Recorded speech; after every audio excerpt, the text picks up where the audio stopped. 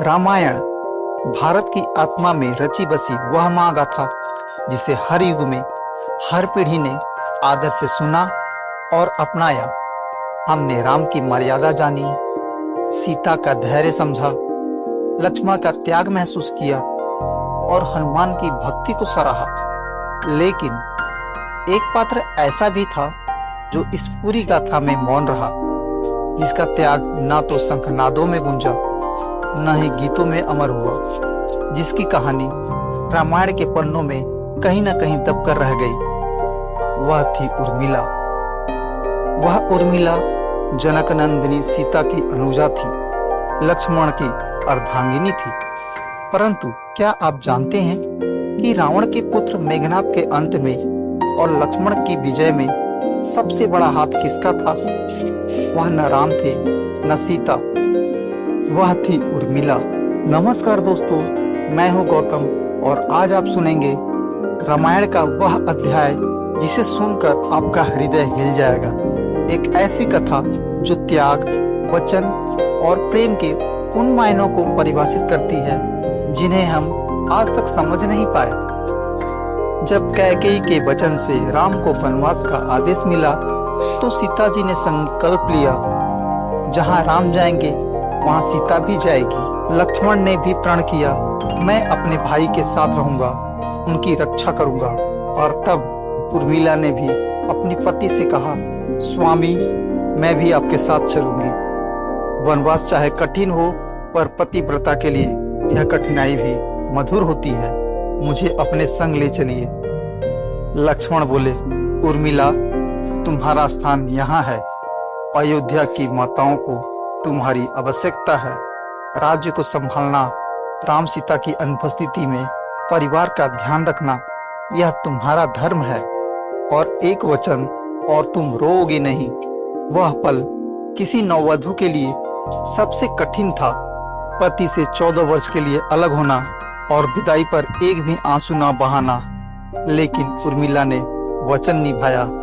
उसकी आंखों में आंसू तो थे पर बहने की अनुमति नहीं थी। दिन बीतते गए, रातें लंबी होती गई। राम, सीता और लक्ष्मण जंगलों में थे और उर्मिला अयोध्या में। महाराज दशरथ के निधन का समाचार आया, न एक आंसू न विलाप। लेकिन उर्मिला ने वचन निभाया, न एक आंसू न विलाप। जनक जी बोले, पुत्री चलो मिथिला, सखियों और माताओं के सानिध्य में तुम्हारा दुख कुछ कम होगा। उर्मिला बोली, पिताश्री अब मेरा मायका अयोध्या है, यहाँ के दुखी हृदय को छोड़कर मैं कैसे जाऊं? पति के परिजनों के साथ रहना यही मेरा धर्म है। और तभी एक रहस्य उभरने लगा। उर्मिला दिन रात सोने लगी। क्यों? क्या वह दुख से बच रही थी या यह कोई और तपस्या थी? अयोध्या में किसी को भी इस प्रश्न का उत्तर नहीं पता था। लंका में रावण का पुत्र मेघनाद, जिसे इंद्रजित कहा जाता था, अद्वितीय योद्धा था। उसके पास एक अद्भुत वरदान था, जो 14 वर्षों तक न सोया हो वही उसे युद्ध में पराजित कर सकता है। लक्ष्मण 14 वर्षों तक नहीं सोए, लेकिन क्या यह मानव के लिए संभव था? उत्तर है नहीं। और यहीं उर्मिला की मौन तपस्या शुरू होती है। निद्रा देवी कहती है, लक्ष्मण मैं तुम्हें 14 वर्षों तक जगाए रख सकती हूँ, लेकिन बदले में तुम्हारी पत्नी को मेरी शरण में सोना होगा। लक्ष्मण यदि यह मेरे प्रभु की सेवा में सहायक होगा तो मैं स्वीकार करता हूँ। उर्मिला अगले 14 वर्षों तक निद्रा में रही। उनकी सांसें चलती थी पर वे जागती नहीं थी। उनका यह मौन बलिदान ही लक्ष्मण की शक्ति का स्रोत था। वह दिन आया जब लक्ष्मण और मेघनाद आमने सामने थे। तलवारें टकराई, बाणों की वर्षा हुई। हर प्रकार के साथ उर्मिला की 14 वर्षों की निद्रा का तप संचारित हो रहा था। और अंततः रावण के पुत्र का अंत हुआ। लेकिन उस विजय के पीछे अयोध्या के महल में सोती हुई एक स्त्री का अदृश्य हाथ था।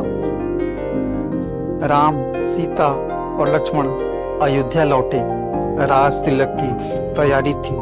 ढोल नगाड़े, फूलों की वर्षा हो रही थी। तभी लक्ष्मण जोर जोर से हंसने लगे। राम जी ने कहा, लक्ष्मण, इस हंसी का क्या कारण है? लक्ष्मण जी बोले, भैया, 14 वर्षों तक निंद्रा देवी ने मुझ पर कृपा कर रखी थी, लेकिन अब उर्मिला जाग चुकी है और मुझे सोना होगा। आपका राज तिलक मेरी आंखें नहीं देख पाएंगी, लेकिन उर्मिला ने यह क्षण देखा है। तो रामायण हमें यह सिखाती है कि महानता सिर्फ युद्ध भूमि में नहीं, त्याग की मौन भूमि में भी जन्म लेती है। लक्ष्मण के जागरण और वीरता के पीछे उर्मिला की अनसुनी तपस्या थी। यदि लक्ष्मण रामायण के शूरवीर थे, तो उर्मिला उसकी मौन शक्ति थी।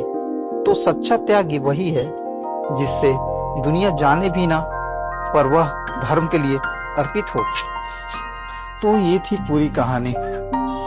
अगर ये पोस्ट आप लोगों को थोड़ी सी भी अच्छी लगी हो तो कृपया इसे लाइक करें, और इसी तरह की जानकारी पाने के लिए आप हमारे चैनल को सब्सक्राइब कर सकते हैं। तब तक के लिए धन्यवाद। फिर मिलते हैं एक नए पोस्ट के साथ। जय श्री कृष्ण।